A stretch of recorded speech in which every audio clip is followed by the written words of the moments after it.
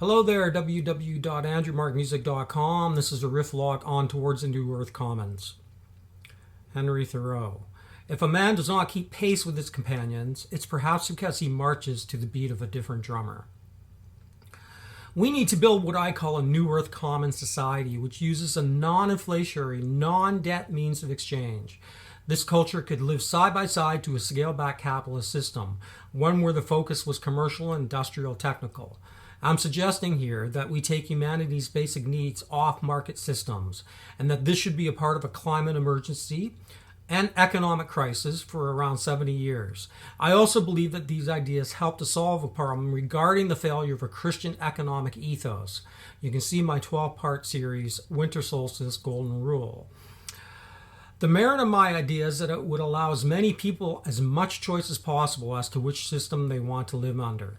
So the ethics of voluntarism are important to the degree that this is possible. The present worldwide financial monoculture is reaching all natural limits and cannot be sustained. 2 billion practitioners was the likely limit. In all likeliness, this system reached its limits in and around 1950. I think the postmodernists grok this, and, in part, is what they were getting at. So the new emerging New Earth Commons culture would need to have a guaranteed dividend for all its people. Some boundaries would be legislated into the present system. Real estate would be limited to a one home per person initiative, and the present speculation on personal real estate would end. It would still be allowed within the commercial, stripped down capitalist system. Healthcare, education, food would all be traded in the New Earth Commons system with a stable mode of a new commons currency or tokenization. In part, this issue addresses the need for an economic model where inflation is kept to minimal levels over 100 years. So it's an attempt at a steady state economy. I figure that by 2100, the two economies might divide into 2 billion participating in the reformed capitalist economy, and that by 2100, the two economies might divide into 2 billion participating in the reformed capitalist economy, and about 8 billion participating in the New Earth economy. So to my thinking, this is an intelligent working with the Pareto distribution. The stripped down commercial culture would be focused on high tech and commercial interests with a focus on solving humanity's most intractable problems. One could also think of the commons as a residential economy. A large part of the New Earth Commons economy would be to use the current recreational infrastructure. Also, the voluntary aspect of the New Earth Commons would mean most people in that economy would commit to living simple, green, environmentally sustainable lifestyles. This is an austerity if implemented benevolently and with knowledge combined with compassion and technology. A very large part of the culture entails having the infrastructure and education aimed towards mastery in any given interest. A re-implementation of guild systems and such, a re-emergence of the monastery idea, even if they are secular in nature.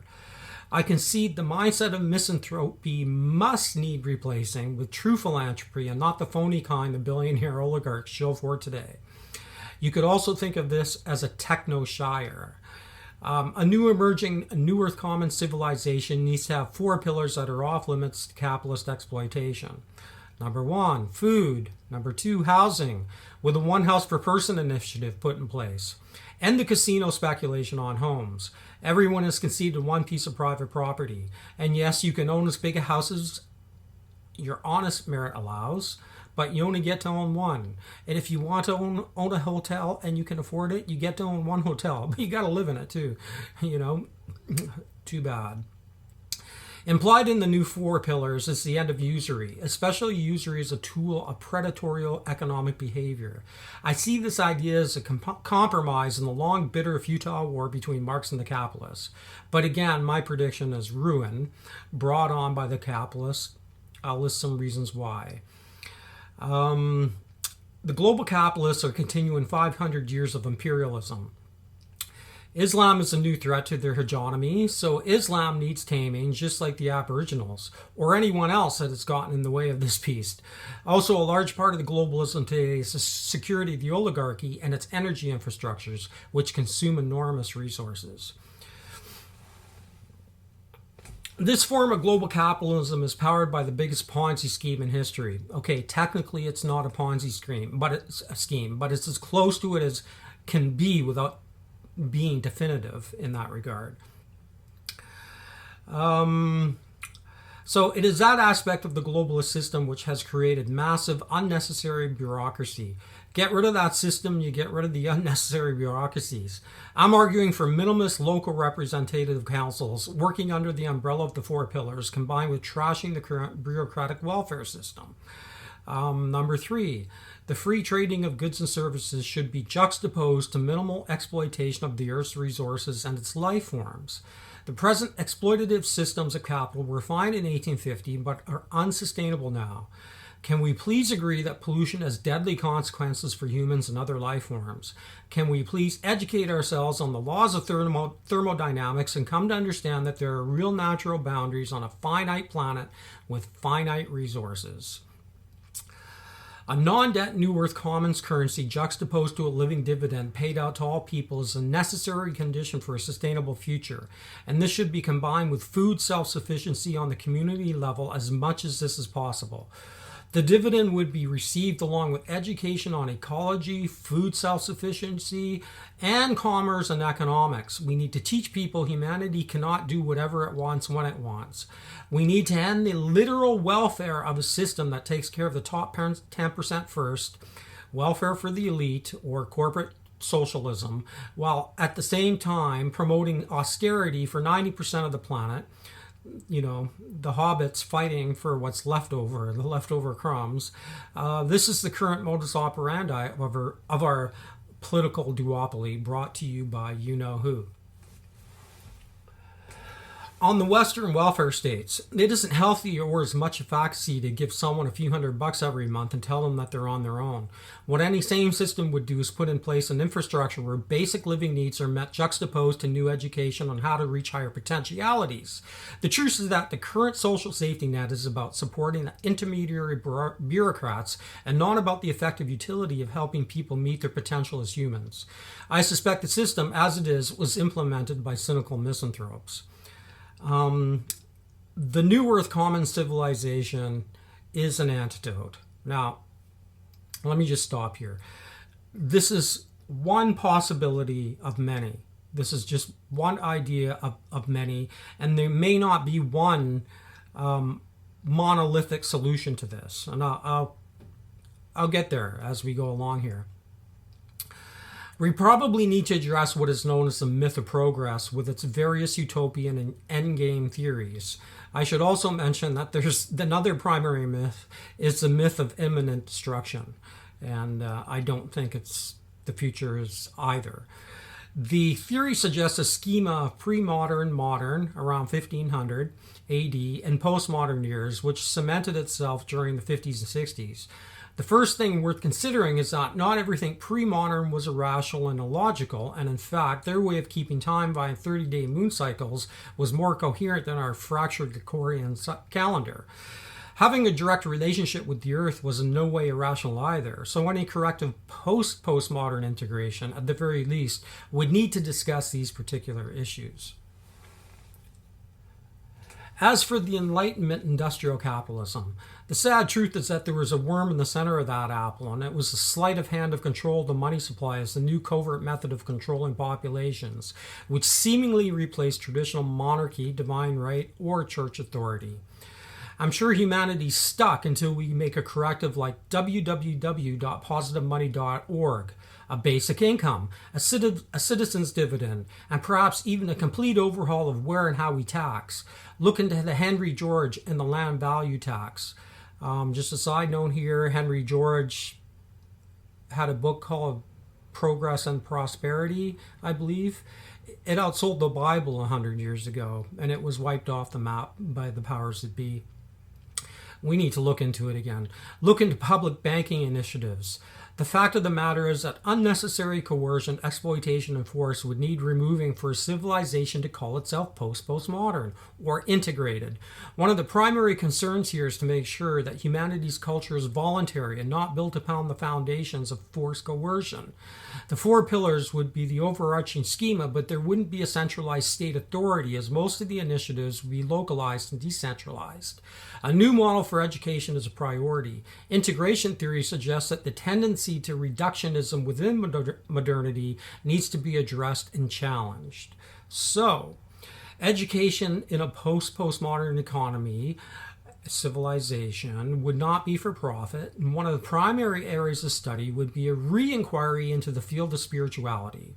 Success here would mean that the issue of financial corruption is removed as a possibility. Just a note here. Science today is mired in corporate malfeasance. So we can't, this has led to what's called post-truth. We would also need new ways to test for non-bias and open objectiveness, so a metric needs devising which isn't prone to skewing results, so we don't get pseudoscience as we have now in this field. This would also prevent Hindus from doing Hindu science, and Buddhists from doing Buddhist science, and fundamentalists from doing Bible science, etc. Now, I get the modernists aren't going to like this idea, but the sad truth is that humans are spiritual beings, whether God exists or not. And the impulse towards spirituality is never going away. So why civilization would concede this truism and deal with it maturely and professionally? Moreover, one of the complete failures within the current malaise is a culture of mist and distrust. And that trust is broken between the elites and the common people, and a sincere academic attempt to study honestly and with integrity humanity's most important queries is about one of the only things I can think of that would restore trust to a broken civilization. In fact, I don't see any future progress is possible without something like this happening. But perhaps modern academies consider the resurgence of flat earth theories and such a success. Please let me assure the academies, they're relevant, and that's proof enough that you're doing something wrong. Okay, I just want to make a point here. If there is a big lie, if the earth is flat, if it's an electric universe, if light is a perturbation within the ether and not a particle, then none of this can be solved. At that point, the only way it can be solved is if the higher entities overtly intervene. We are completely hooped unless that happens. If there is a big lie, I'm not advocating that there's a big lie. You know, I mean, I get why people are. But I just don't feel that it's worth the effort, because even if that was true, we should still find a way to make things as good as they possibly could be here.